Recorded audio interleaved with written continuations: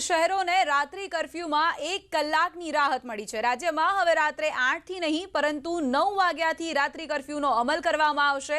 અત્યારે કોરોનાના કેસ કંટ્રોલમાં આવી રહ્યા છે અને રોજ કેસની સંખ્યામાં ઘટાડો થઈ રહ્યો છે। ત્યારે રાજ્યના 36 શહેરોમાં રાત્રિ કર્ફ્યુનો સમય રાત્રે 9 વાગ્યાથી સવારે 6 વાગ્યા સુધીનો કરવામાં આવ્યો છે। લોકોને કર્ફ્યુમાં 1 કલાકની રાહત આપવામાં આવી છે।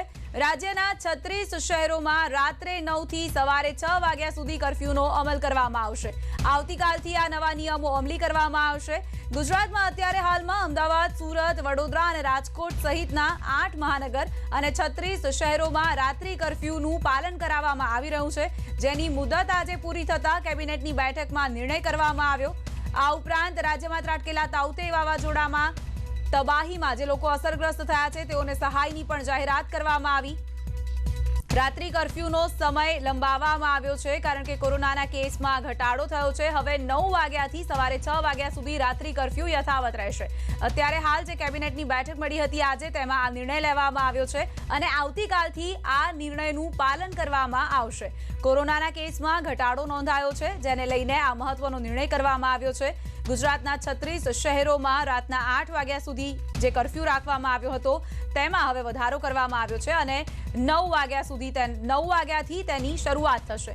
તો આ સાથે જ વાવાઝોડામાં ગામડાઓમાં વીજળીનો પુરવઠો ખોરવાઈ ગયો હોય તે પણ હવે ધીમે ધીમે પૂર્વવત થઈ રહ્યો છે। બાગાયતી પાકોને ભારે નુકસાન થયાનું જણાવવામાં આવ્યું છે। 2 થી 3 દિવસમાં બધા જ સબસ્ટેશન ચાલુ થઈ જશે। આ જાહેરાત સરકાર તરફથી કરવામાં આવી છે।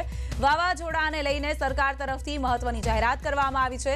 નુકસાનને લઈને વ્યાપક ચર્ચા કરવામાં આવશે તેવું પણ મુખ્યમંત્રીએ જણાવ્યું। તો 6 દિવસમાં તમામ રસ્તાઓ ચાલુ કરાયાની તેમણે જાણકારી આપી। વાવાઝોડાએ 25 કલાક ગુજરાતને ઘમરોળ્યું હતું। 6 દિવસમાં તમામ રસ્તાઓ ચાલુ કરી દેવામાં આવ્યા હોવાનો દાવો મુખ્યમંત્રી વિજય રૂપાણીએ કર્યો। તો પીએમએ 1000 કરોડનું પેકેજ જાહેર કર્યું છે। 6 દિવસમાં 10,000થી વધુ ગામોમાં વીજળી ચાલુ થઈ ગઈ છે। 10,474 ગામોમાં વીજળીની સમસ્યા સર્જાઈ હતી। જેમના મકાન સંપૂર્ણપણે ધ્વસ્ત થઈ ગયા છે તેમને 95,000ની સહાય કરવાનું સીએમ તરફથી એલાન કરવામાં આવ્યું છે। ઝૂંપડા ધ્વસ્ત થઈ ગયા હોય તેમને 10,000ની સહાય કરવામાં આવશે। વાવાઝોડાથી ખેતીવાડીને મોટું નુકસાન થયું હોવાનું પણ સીએમએ સ્વીકાર્યું। ખેતીથી થયેલ નુકસાન મામલે આગામી 2 દિવસમાં બેઠક કરવામાં આવશે। 2.35 લાખ લોકોને કેશ ડોલ ચૂકવવામાં આવી છે। ઘર વખરીને જો નુકસાન થયું હશે તો તેવા લોકોને પણ 7,000ની સહાય કરવાનું એલાન મુખ્યમંત્રી વિજય રૂપાણીએ કર્યું છે।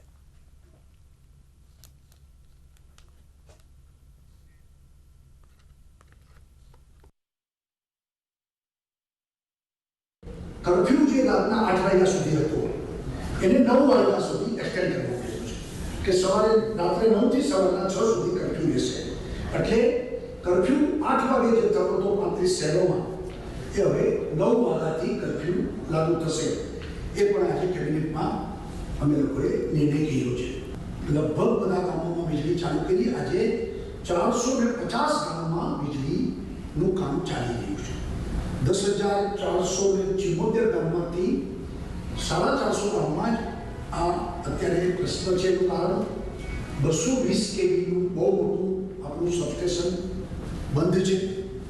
કેશબોલ્સ આપવાનો જે નિર્ણય કર્યો હવે કે 7 દિવસની કેશબોલ, એમાં અત્યાર સુધીમાં 2.25 લાખ લોકોને 10 કરોડ રૂપિયાની કેશબોલ ચૂકવાઈ ગઈ છે। છાપરા ઉડી ગયા, નળિયા ઉડી ગયા, ઘર વખરી બગડી ગઈ, તો એ બધાને 7,000 રૂપિયા કુટુંબ દીઠ, એમાં પણ આપણે લગભગ અત્યાર સુધીમાં 15,000 કુટુંબોને આપી દીધા છે। બાકીનાનું કામ ઝડપથી ચાલે છે। રવિવાર સુધીમાં આ કામ પણ પૂરું થશે। પ્રદેશ પ્રમુખ ઉનાની મુલાકાતે પહોંચ્યા। સીઆર પાટીલ ઉનાની મુલાકાતે, ગ્રામ્ય અને શહેરી વિસ્તારોની મુલાકાત, અસરગ્રસ્ત લોકોની મુલાકાતે પહોંચ્યા। વાવાઝોડામાં અસરગ્રસ્ત ઉનાના ગીર ગઢડાની મુલાકાતે પહોંચ્યા। ગીર ગઢડાના અંબાડા ગામની મુલાકાત લીધી। ત્યારબાદ ઉનાના ભાચા, સનખડા, ગાંગડા અને ઉના શહેરના ખારા વિસ્તારની મુલાકાત લેશે। તો જો કે અત્યારે હાલ તેઓ મુલાકાત પર નીકળ્યા છે, તેને લઈને અનેક સવાલો પણ ઊભા થઈ રહ્યા છે। મુલાકાત લઈને શું કરશે પાટીલ? કોરોના કાળમાં જો પરિસ્થિતિ વધારે બગડશે તો શું નેતાઓ સુપર સ્પ્રેડર નહીં બને? કોરોના કાળમાં પાટીલને શા માટે આવા પ્રવાસના અભરખા થઈ રહ્યા છે તેને લઈને પણ સવાલો ઊભા થઈ રહ્યા છે, કારણ કે નેતાજીઓ જ્યારે આ રીતે મુલાકાતમાં નીકળતા હોય છે ત્યારે લોકોનું ટોળું ભેગું થતું હોય છે, તેમની પોતાની સાથે તેમના કાર્યકર્તાઓની અને અન્ય કાફલાઓની ફોજ પણ રહેલી હોય છે। ત્યારે આ સંજોગોમાં શું આવી મુલાકાત લેવી યોગ્ય છે?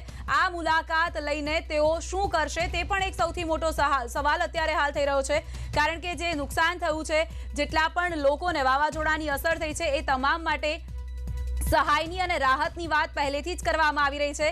ત્યારે આ મુલાકાતનો શું મતલબ છે? આ મુલાકાત લોકોને સહાય કરવાને બદલે ક્યાંક લોકોને જ મુશ્કેલીમાં ન મૂકી દે। અમરેલી જિલ્લાના રાજુલા, જાફરાબાદ અને ખાંભા સહિતના વિસ્તારોમાં વાવાઝોડાએ વિનાશ વેર્યો છે। અમરેલીના કેટલાય એવા વિસ્તારો છે કે જ્યાં વાવાઝોડાએ ખાના ખરાબી સર્જી છે અને વાવાઝોડું ગયા બાદ પણ નુકસાનીના નિશાન જોવા મળી રહ્યા છે। જંગલના ખોળે રમતા અને નેસડાઓમાં રહેતા માલધારીઓની સ્થિતિ દયનીય બની ગઈ છે। ન્યૂઝ 18 ગુજરાતીની ટીમ અમરેલીના રાજગરિયા નેસ પહોંચી હતી। ત્યાં જઈને જોયું તો નેસડાઓ સાવ નેસ્ત નાબૂદ થઈ ગયા છે। વાવાઝોડાની એ કાળી રાત માલધારીઓનું સર્વસ્વ લૂંટીને લઈ ગઈ। માત્ર એકાદ મકાનને બાદ કરતા બાકીના તમામ નેસડાઓને ભારે નુકસાન થયું છે। ઘણા બધા નેસડાઓ એવા છે કે જે સંપૂર્ણપણે નષ્ટ થઈ ચૂક્યા છે। ન્યૂઝ 18ની ટીમ પહોંચી છે ગીર જંગલમાં આવેલા નેસડામાં। અત્યારે હું રાજગરિયા નેસમાં છું। મારી પાછળ જે આપ દ્રશ્યો જોઈ રહ્યા છો એ 8 દિવસ પહેલાં અહીંના માલધારીઓને રહેવા માટેનું એક સરસ મકાન હતું। અંદર હજુ પણ ઘર વખરી ઘણી પડી છે અને આ લોકો અહીં જ રહેતા હતા, કેમ કે આ જ એમનું જીવન છે। આ જ પ્રકારના અહીં કાચા મકાનો હોય છે, પરંતુ જે તાવતે વાવાઝોડું આવ્યું તેમાં મકાન નેસ્ત નાબૂદ થઈ ગયા છે। એમ એક રીતે કહી શકાય કે નેસડાઓ જ નેસ્ત નાબૂદ થઈ ગયા છે। આ પરિસ્થિતિ છેલ્લા 8 દિવસથી છે। સ્થાનિક લોકો પોતે જ, જે લોકો અહીં રહે છે, તેમણે જ પોતાના મકાન હવે ધીમે ધીમે રિપેર કરવાના શરૂ કર્યા છે। સ્થાનિક લોકો સાથે વાત કરી એવો કહે છે કે માત્ર એકાદ બે લોકો આવી અને અહીં સર્વે કરી ગયા છે, પરંતુ હજુ સુધી અહીં મદદ નથી પહોંચી। રાજન ગઢિયા, ન્યૂઝ 18 ગુજરાતી, રાજગરિયા નેસ। ગીર જંગલની ગોદમાં વસેલા આ માલધારીઓ માટે આ નેસડાઓ જ તેમનો મહેલ છે અને તેના પશુઓ જ તેમનું મહામૂલું ધન છે। પરંતુ વાવાઝોડા રૂપી કુદરતની એવી તો થપાટ વાગી કે તેઓ જાણે કે નિરાધાર થઈ ગયા હોય તેવી અનુભૂતિ કરે છે। નેસડામાં જ આવેલા એક કૂવામાંથી પાણી ખેંચવા માટે પણ જુગાડ કરવો પડી રહ્યો છે। પોતાના ઘરમાં રહેલ અનાજ અને પશુઓ માટેનો ચારો પણ ભારે વરસાદમાં પલળી જતા મુશ્કેલીઓમાં વધારો થયો છે। તો આ બધું જો ને આ બધું પડી ગયું છે બીજા નંબરમાં, કારણ કે અનાજ બનાજ બધું પલળી ગયું છે। ખાવા વખરી કાંઈ કોઈ વસ્તુ અમને કોરી નથી। વસ્તુ ઘણી છે, 50-60 મણ દાણા છે, પણ બધું સુકાઈ ગયું છે। પાણી મળતું નથી ગામમાં કોઈ વસ્તુની, કારણ કે સુવિધા જે અમારે પહોંચી નથી। કારણ કે સરપંચ બરપંચ બધા રાતની મહેનત કરે પૂરી ઊભા પૈકી રહે છે। અને વાવાઝોડું થયું તો એ અમે 5 વાગે નિહાળે બધે પુગાડી દીધા હતા અને મહેનતે પૂરી કરી છે, પણ નિશાળમાં રહ્યા એટલે બસી ગયા, નકર તો આમાં તો બસત જ નહીં। આમ જો મંદિર સમાન ઘરની દશા જો આવી થઈ જાય તો સ્વાભાવિક જ મહિલાઓનો જીવ કપાઈ જાય છે। આવા જ એક મહિલા એટલે ઉજીમાએ પોતાની વેદના ન્યૂઝ 18 સમક્ષ ઠાલવી હતી અને મદદની ગુહાર પણ લગાવી। રાજગરિયા નેસમાં જે માલધારી લોકો રહે છે તેના નેસડાઓ નેસ્ત નાબૂદ થઈ ગયા છે, તેનો ચિતાર આપે છે આ એક ઘર। અહીં એક માજી બેઠા છે અને ચા બનાવી છે। આ જે એમના વાસણો છે, આ રસોઈનો જે સામાન છે, જે બચ્યું છે એ આવી રીતે ખૂણામાં પડ્યું છે। આપણે માજી સાથે જ વાત કરી। બા, શું થયું રાતે? રાતે મળી જો આ વાવાઝોડું આવ્યું, આમાં કાંઈ કરતા કાંઈ કશું વસ્તુ અમારે રહી નથી મળી। અમે જો આ પલ્લેલું છે ને એ બાફીને ખાઈ છીએ બાપા। અહીં બીજે અમારે કાંઈ શું હોય હજી કાંઈ આવી નથી સુવિધા, હજી કાંઈ નથી થઈ। અમારા સરપંચ બસારા ઘણા દોડે પણ કાંઈ હજી સહાય કાંઈ આવી નથી કોઈ। આ બધું પાછું હરખું કરતા કેટલા દી થાય? હજી બાપા હરખું કરતા તો ઘણા દી બાપા 3-4 મહિના થઈ જાય એમના થોડો બાપા થઈ જાય। અમારે અમે કાંઈ માલધારી કહેવાય બાપા અહીંયા બધું। અમે તો કેવી રીતે અમારું જીવન મેં ગુજારી, અમારે સહાય કરવી જોઈએ ને અમારે કાંઈક અમને એમ। પાણીનું ને જમવાનું ને બધું શું થાય છે? બધું આ કવની બધું પડેલું છે, બધું બાફી બાપા ખાઈ છીએ। પાણીની કે કાંઈ જમવા જૂથવાની કાંઈ અમારે સુવિધા હજી નથી થઈ બાપા। આ માથેથી છાપરું ઉડી ગયું એનું શું કરશો? બાપરું બધા અમારા છે, બધા મકાનો જો હોઈ જશે અમને। કાગળ ઓઢીને એવું કાગળ ઓઢીને અમે એ રીતે અમે રાતે કાઢી ને તો આ અહીંના માલધારીની વેદના છે. તેઓ કહે છે કે રાત્રે પણ કાગળ અને પ્લાસ્ટિક ઓઢીને તેમને દિવસ પસાર કરવો પડે છે, રાત પસાર કરવી પડે છે. રાજન ગઢિયા, ન્યૂઝ 18 ગુજરાતી, રાજગરિયા. વાવાઝોડાને કારણે માલધારીઓ મુશ્કેલીમાં મુકાઈ ગયા છે. ગીર જંગલમાં રહેતા માલધારીઓની હાલત કફોડી થઈ ગઈ છે. માલધારી એકતા સમિતિએ રજૂઆત કરી છે. માલધારી એકતા સમિતિએ સીએમને આ અંગે પત્ર લખ્યો છે અને પશુઓ માટે ઘાસચારો અને ઘરો પર ઢાંકવા માટે તાડપત્રીની સહાય કરવા રજૂઆત કરી છે.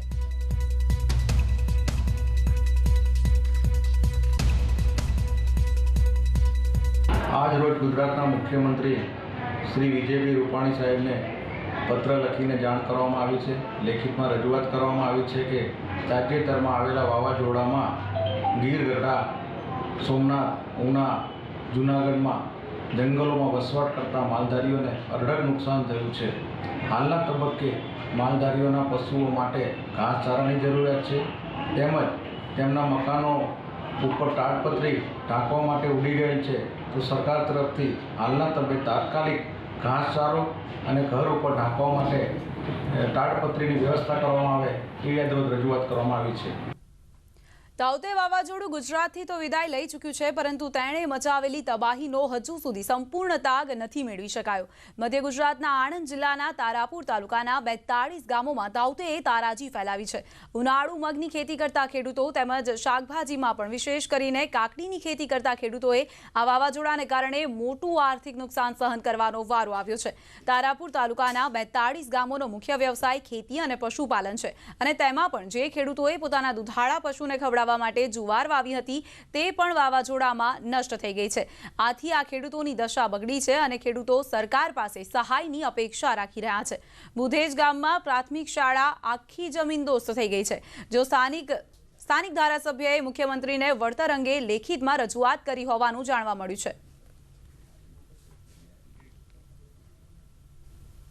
આણંદ જિલ્લાના તારાપુર તાલુકાના લગભગ 40 જેટલા ગામડામાં તોકતે વાવાઝોડાના લીધે ભારે નુકસાન સર્જાયું છે. જાર, કોઈ મગ, કોઈ કાકડી જેવા પાકોનું વાવેતર કરેલું પણ આ વાવાઝોડાના લીધે ભારે નુકસાન થયેલું છે અને ખેડૂતનો સંપૂર્ણ પાક નાશ પામેલ છે. તારાપુર તાલુકાના 40 ગામ છે, એમાં અતિ ભારે નુકસાન થયેલું છે અને ખેડૂતો એટલા બધા પાયમાલ થઈ ગયા છે. અહીંયા અમારે પશુપાલનનો વ્યવસાય મોટો વ્યવસાય છે. પશુપાલન માટે જે જુવારની ખેતી કરેલી ઘાસચારા માટેની એ પણ સૂઈ ગઈ ને કોવાઈ ગઈ, એનું પણ બહુ મોટું નુકસાન થયું. કોરોના મુદ્દે હાઈકોર્ટમાં સુનાવણી હાથ ધરવામાં આવી. કોર્ટે રાજ્ય સરકારને સવાલ કર્યો છે. એપ્રિલમાં આપેલા રસીના ઓર્ડર અને અત્યારની સ્થિતિ શું છે તેવો સવાલ કરવામાં આવ્યો. રસીના ડોઝ મુજબ શું રજીસ્ટ્રેશન કરવામાં આવે છે? ઓનલાઈન રજીસ્ટ્રેશન છતાં વાઇલ શા માટે વેડફાઈ રહ્યા છે? રસીમાં સ્પોટ રજીસ્ટ્રેશન માટે સરકારે શું આયોજન કર્યું છે? આ તમામ સવાલ પૂછવામાં આવ્યા. સાથે જ ઓનલાઈનની સાથે સાથે સ્પોટ રજીસ્ટ્રેશનની પણ સુવિધા આપવામાં આવે. રસીકરણ પર સરકાર ભાર આપી રહી છે તેવું એજી તરફથી જણાવવામાં આવ્યું. 18 થી 45 વર્ષના લોકોને રસી આપવા માટે 6.5 કરોડ ડોઝની જરૂરિયાત છે. રોજના 2 લાખ લોકોને રસી આપવામાં આવે છે તેવો જવાબ આપવામાં આવ્યો. 6.5 કરોડ રસીના ડોઝ માટે ઓર્ડર આપી દેવામાં આવ્યા હોવાની માહિતી આપવામાં આવી કોર્ટમાં. સાથે હાઈકોર્ટે જ્યારે સવાલ કર્યો કે કયા વય જૂથને રસી આપવામાં આવે છે તેમાં કોર્ટને રસ નથી. ક્યારે અને કેટલા ડોઝ આપવામાં આવશે તે જણાવો. સરકાર માત્ર ઓર્ડર આપે પરંતુ રસી મળે નહીં તો તેનો શું મતલબ છે? તો આના જવાબમાં જણાવવામાં આવ્યું કે સરકાર અન્ય રસી ઉત્પાદકોની રસી મેળવવા માટે પ્રયત્નશીલ છે. રસીના ઓર્ડર આપવામાં ટેન્ડર પ્રક્રિયા કેમ નથી અનુસરાતી તેવા સવાલ પણ પૂછવામાં આવ્યા. વિશ્વમાં 6 રસી ઉત્પાદકો છે. ગ્લોબલ ટેન્ડર મંગાવવામાં શું તકલીફ છે? તેનો જવાબ આપતા સરકાર તરફથી નિવેદન આપવામાં આવ્યું કે આખા વિશ્વમાં 6 ઉત્પાદકો અત્યારે હાલ રસી તૈયાર કરે છે.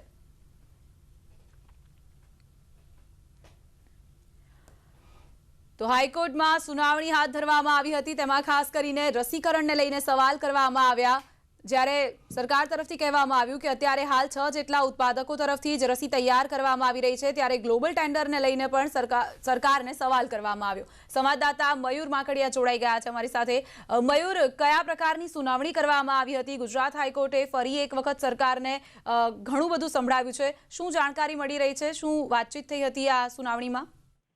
બિલકુલ, જે 100 મોટો થયેલો એ મામલે આજે સુનાવણી હાથ ધરવામાં આવેલી હતી અને હાઈકોર્ટે સરકારને સ્પષ્ટ રીતે પૂછેલું કે ચોક્કસ રાજ્ય સરકાર એવો જવાબ આપી રહેલી છે કે રસી તેમણે ખરીદવા માટેનો ઓર્ડર આપી દીધેલો છે. એપ્રિલ માસની અંદર તેમણે રસી ખરીદવા માટેનો ઓર્ડર આપેલો જવાબ છે, પરંતુ હજી સુધી કેટલો જથ્થો એ પ્રાપ્ત થયેલો છે તેનું ચોક્કસ ડેટા છે તે કોર્ટ સમક્ષ રજૂ કરવામાં આવે. સાથે જ કોર્ટે એ પણ અવલોકન કરેલું છે કે જે ગ્લોબલ ટેન્ડર છે એ કેમ નથી કરવામાં આવતું, જેના જવાબની અંદર એડવોકેટ જનરલ કમલ ત્રિવેદીએ કીધું કે ફાઇઝર જે છે તે રાજ્યને રસી નથી વેચતું, સીધું કેન્દ્ર સાથે વેચાણ કરે છે. અને સાથે જ જો વાત કરીએ તો માત્ર 6 કંપનીઓ વચ્ચે જે ગ્લોબલી વેક્સિન એ વેચી રહેલી છે. ત્યારે કોર્ટે સૂચન કરેલું છે કે રાજ્ય સરકાર આ મામલે પોતાનો યોગ્ય પ્રત્યુત્તર આપીને પોતાનું રોડ મેપ કેવા પ્રકારનો છે રસીકરણ માટેનો તે અંગેનો જે અહેવાલ છે તે કોર્ટ સમક્ષ રજૂ કરે. એટલે કે જે રીતે કોરોના મહામારી વિશેનો વ્યાપ વધેલો હતો ત્યારબાદ રસીકરણ અભિયાનને જે પેક બનાવવામાં આવેલું તેની અંદર પણ ખાસ કરીને જે બીજો ડોઝ છે તેની અંદર કેમ ડિલે થાય છે અને બીજા ડોઝ આપનાર વ્યક્તિઓને જે છે તે પ્રાયોરિટી આપવામાં આવે તે પ્રકારની તકોર પણ કોર્ટ દ્વારા કરવામાં આવેલી છે. જી મયુર, આભાર આપનો આ તમામ જાણકારી માટે.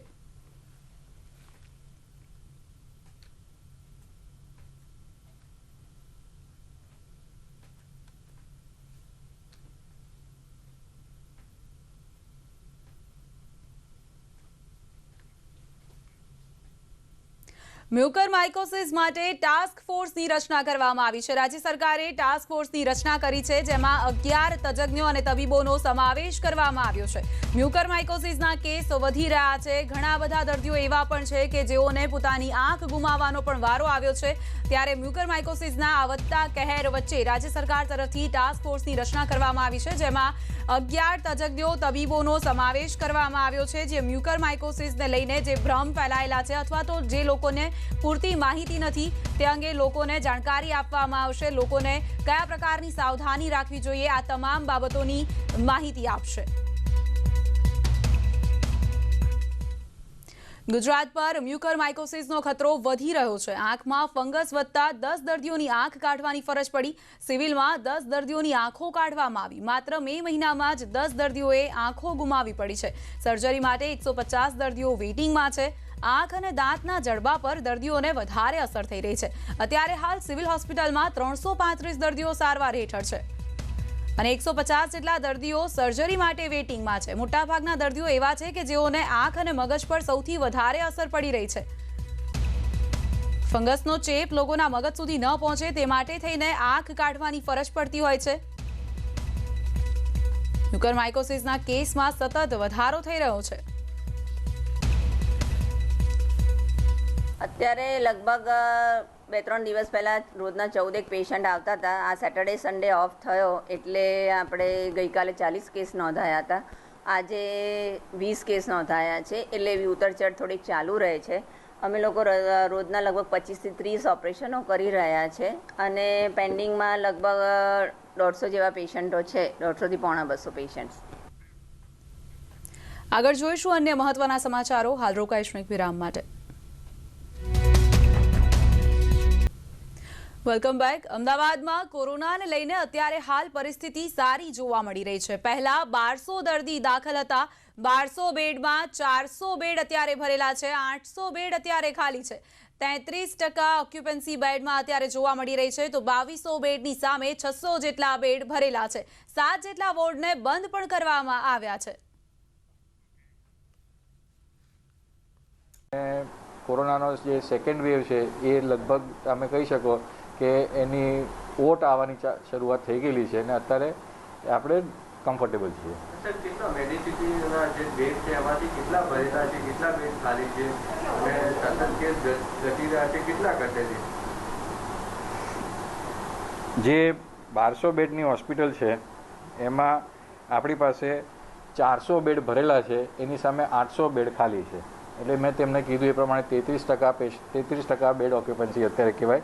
અને ઓવરઓલ તમે જુઓ તો 2200 બેડની સામે આપણા માત્ર 600 બેડ ભરેલા છે.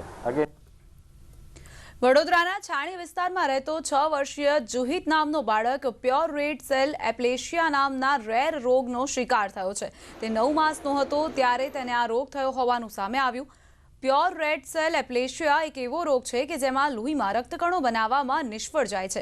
આ રોગની સામે લડવા માટે જુહિતને દર મહિને લોહી બદલવાની પ્રક્રિયામાંથી પસાર થવું પડે છે અને આ બીમારીથી છુટકારો ફક્ત બોન મેરો ટ્રાન્સપ્લાન્ટથી જ થઈ શકે છે. આવી પરિસ્થિતિમાં એક સ્વૈચ્છિક સંસ્થાએ જુહિત માટે અનુરૂપ દાતાની શોધ આદરી છે. સમગ્ર ભારતના લોકો સુધી આ વાત પહોંચાડવા માટે સંસ્થાએ એક ડિજિટલ ઝુંબેશ પણ શરૂ કરી છે, જેમાં સંભવિત જીવનરક્ષક દાતા પોતાનું નામ નોંધાવી જુહિતના જીવને બચાવી શકે છે.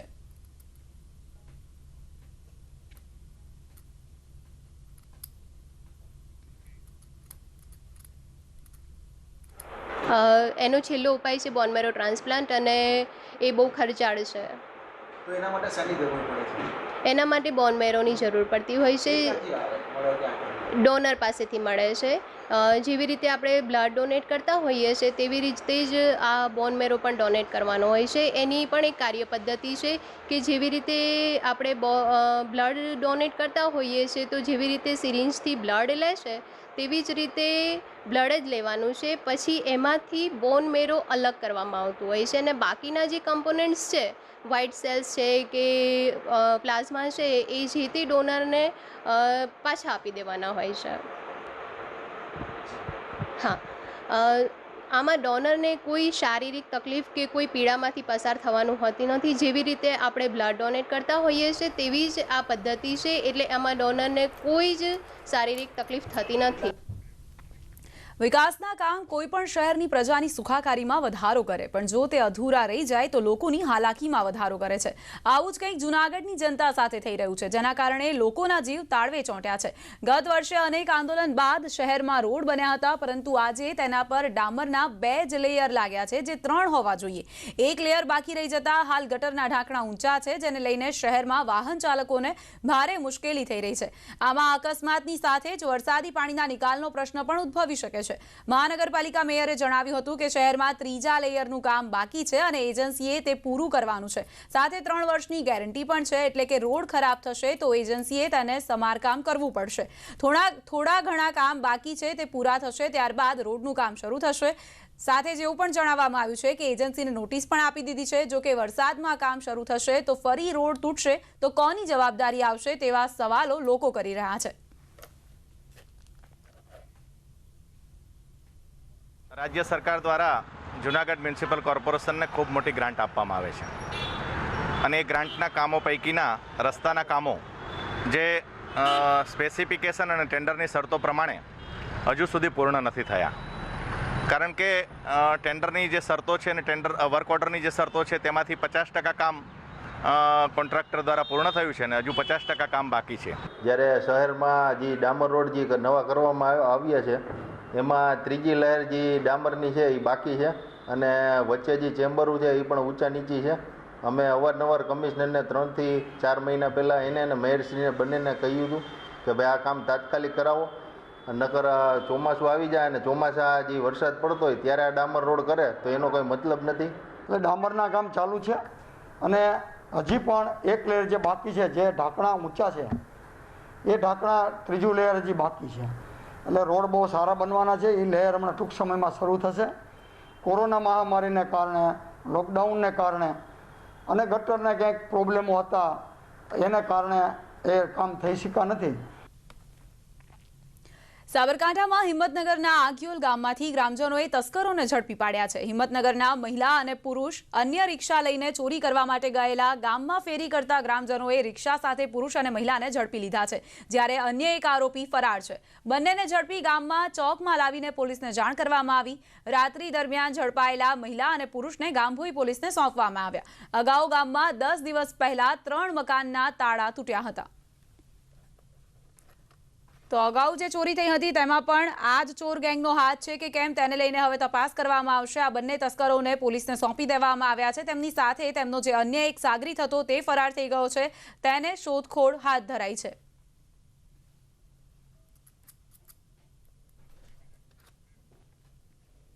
રાજકોટનું ધોરાજી માર્કેટિંગ યાર્ડ ધમધમતું થયું છે. ધાણા, તલ અને ઘઉંની પુષ્કળ આવક થઈ છે. સોશિયલ ડિસ્ટન્સના ધજાગરા ઉડતા જોવા મળ્યા.